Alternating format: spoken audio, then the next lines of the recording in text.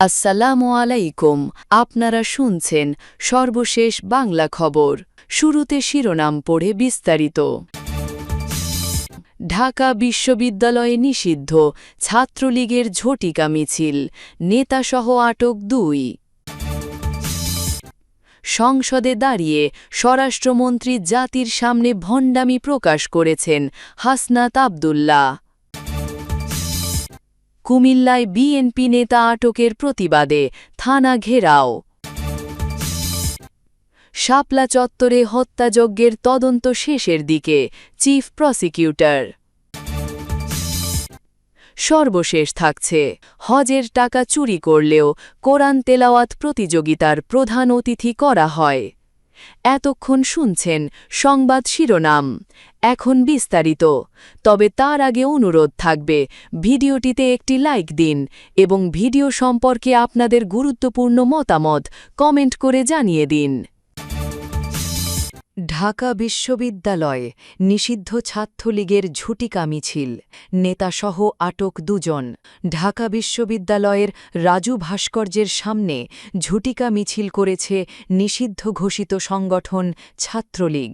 এ ঘটনায় বিশ্ববিদ্যালয়ের ছাত্রলীগ নেতাসহ ২জনকে আটক করেছে পুলিশ। আজ শনিবার সকাল ৬:৩০টার দিকে তারা এই ঝটিকা মিছিল বের করেন। আটক ব্যক্তিরা হলেন স্যার এএফ রহমান হল ছাত্রলীগ সাংগঠনিক সম্পাদক ফারহান তানভীর নাসিফ ও মাইক্রোবাস চালক রুবেল। প্রত্যক্ষদর্শীরা বলছেন, সকালে ১০ থেকে ১২ জন রাজু ভাস্কর্যের পাদদেশে জড়ো হয়ে মিছিল ও ব্যানার প্রদর্শন করেন। সংক্ষিপ্ত সময়ে কর্মসূচি শেষ করেই তারা দ্রুত একটি কালো মাইক্রোবাসে উঠে ঘটনাস্থল ছাড়েন। এ সময় ঘটনাস্থলে থাকা আরেকটি মাইক্রোবাস থেকে ২জনকে আটক করে পুলিশ। পরে তাদের জিজ্ঞাসাবাদের জন্য থানায় নেওয়া হয়।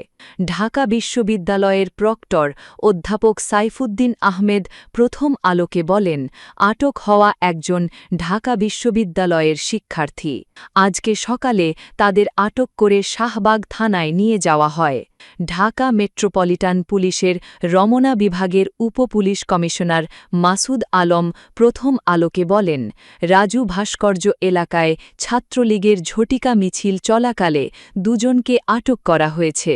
তাদের হেফাজতে নেওয়া হয়েছে। ফারহান তানভীর নাসিফের নামে আগে মামলা ছিল কিনা তা যাচাই করে সন্ত্রাসবিরোধী আইনে মামলা করা হবে। সংসদে দাঁড়িয়ে জাতির সামনে ভণ্ডামি প্রকাশ করেছেন হাসনাত আব্দুল্লাহ। জাতীয় সংসদে দাঁড়িয়ে স্বরাষ্ট্রমন্ত্রী সালাহুদ্দিন আহমেদ জাতির সামনে ভণ্ডামি প্রকাশ করেছেন বলে মন্তব্য করেছেন কুমিল্লা ৪ আসনের সংসদ সদস্য ও জাতীয় নাগরিক পার্টির দক্ষিণাঞ্চলের মুখ্য সংগঠক হাসনাত আব্দুল্লাহ। রোববার ৩ মে সকালে ডিপ্লোমা ইঞ্জিনিয়ার্স ইনস্টিটিউটে এনসিপির সংস্কার বাস্তবায়ন কমিটির আয়োজিত জ্বালানি অর্থনীতি সংস্কার ও গণভোট বিষয়ে জাতীয় কনভেনশনে তিনি এসব বলেন। হাসনাত আব্দুল্লাহ বলেন, ওই দিন জনাব সালাহুদ্দিন সাহেব স্বীকার করলেন, আমরা আসলে তখন যা বলা হয়েছে একরকমভাবে সংস্কার ও নির্বাচন হওয়ার জন্যে সেটা মেনে নিয়েছি। শুধুমাত্র নির্বাচনটা যেন কোনোভাবেই পিছানো না হয় সেই কারণে আমরা মেনে নিয়েছি। এটা সরকারের একটা দুর্বলতা। তিনি বলেন, এটা এক ধরনের ভণ্ডামি, মানে উনি সংসদের মধ্যে দাঁড়িয়ে ওনার ভণ্ডামি, ওনার হিপোক্রেসি জাতির সামনে প্রকাশ করছেন। তিনি বলেছেন যে আমরা স্বীকার করে নিচ্ছি নির্বাচন যেন কোনোভাবেই পিছানো না হয়, সেজন্যে আমরা একরকমের করেছি।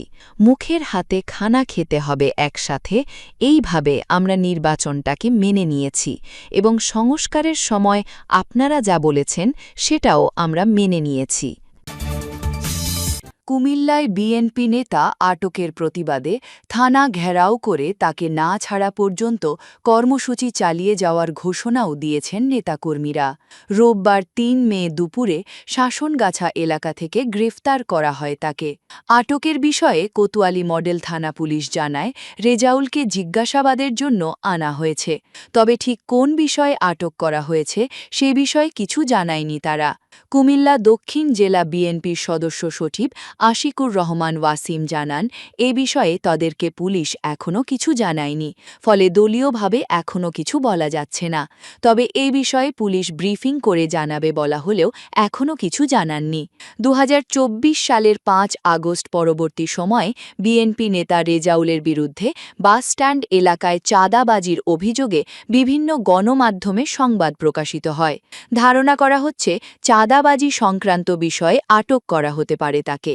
এদিকে থানার পাশাপাশি শাসনগাছা আন্তজেলা বাসস্ট্যান্ড অবরোধ করা হলেও বর্তমানে বাসস্ট্যান্ড অবরোধ কর্মসূচি প্রত্যাহার করা হয়েছে।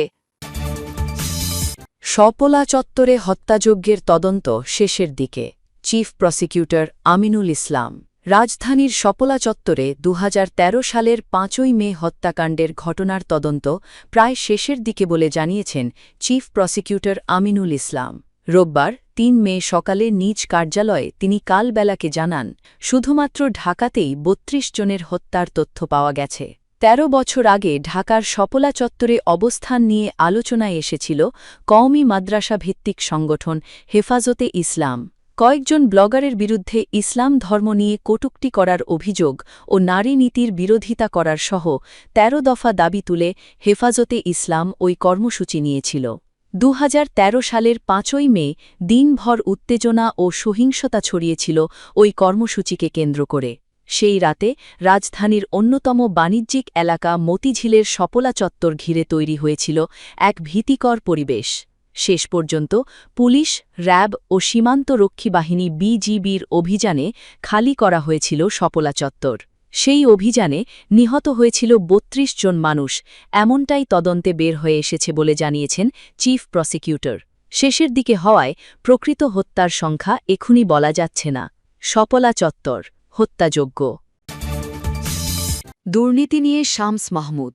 হজের টাকা চুরি করলেও কোরআন তেলাওয়াত প্রতিযোগিতার প্রধান অতিথি করা হয়। দেশে দুর্নীতির গভীরতার চিত্র তুলে ধরে Dhaka chamber of commerce and ইন্ডাস্ট্রির সাবেক সভাপতি শামস মাহমুদ বলেছেন, আমরা সবসময় দুর্নীতি বিষয়ে কথা বলি, কিন্তু এটি আমাদের এত গভীরে ঢুকে গেছে যে ধরেন আমি হজের টাকা চুরি করলাম, দেখবেন আমাকে তারপর কোরআন তেলাওয়াত প্রতিযোগিতার প্রধান অতিথি করা হয়েছে। এই প্রসঙ্গে তিনি বলেন, এই মৌলিক জায়গায় সমাধান না করতে পারলে আমরা পরিবর্তন আনতে পারব না। রবিবার ৩ মে রাজধানীর কাকরাইলের ডিপ্লোমা ইঞ্জিনিয়ার্স ইনস্টিটিউটের মুক্তিযোদ্ধা হলে জাতীয় নাগরিক পার্টির সংস্কার বাস্তবায়ন কমিটি আয়োজিত জ্বালানি, অর্থনীতি, মানবাধিকার সংস্কার ও গণমত শীর্ষক জাতীয় কনভেনশনের দ্বিতীয় সেশনে অংশ নিয়ে এসব বলেছেন। অর্থনৈতিক পুনর্গঠন, দুদক, এনবিআর, ব্যাংকিং খাতের শৃঙ্খলা ও কর্মসংস্থান বিষয়ে সেশনটি আয়োজিত হয়। শামস মাহমুদ বলেন, বেসরকারি খাতের ঋণ বিগত কয়েক বছর ধরে কমছে, কারণ সরকার যে বাজেট করে তার একটি বড় অংশ সে ব্যাংকিং খাত থেকে নেয়।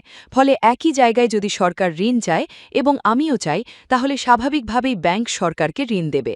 ফলে যারা ক্ষুদ্র ঋণ নেয় তাদের পথ একদম বন্ধ হয়ে যাবে। তিনি বলেন, আমাদের জুলাই অভ্যুত্থানের একটি বড় পার্ট ছিল চাকরি তৈরি। এখন যদি ব্যবসাগুলো ধ্বংস হয়ে যায়, তাহলে আমরা কিভাবে চাকরি তৈরি করব? আলোচনায় আরও অংশ নেন পলিসি এক্সচেঞ্জ বাংলাদেশের চেয়ারম্যান ও সিইও ড এম মাসরুর রিয়াজ, বিডি জবসের সিইও ফাহিম মাসরুর ও chartered financial analyst Asif Khan. NCP উত্তরাঞ্চলের মুখ্য সংগঠক সার্জিস আলমের সভাপতিত্বে সেশন পরিচালনা করেন দলটির যুগ্ম আয়োজক জাবেদ রাসিন। এ সেশনে বক্তব্য রাখেন এনসিপির দক্ষিণাঞ্চলের মুখ্য সংগঠক হাসনাত আবদুল্লাহ।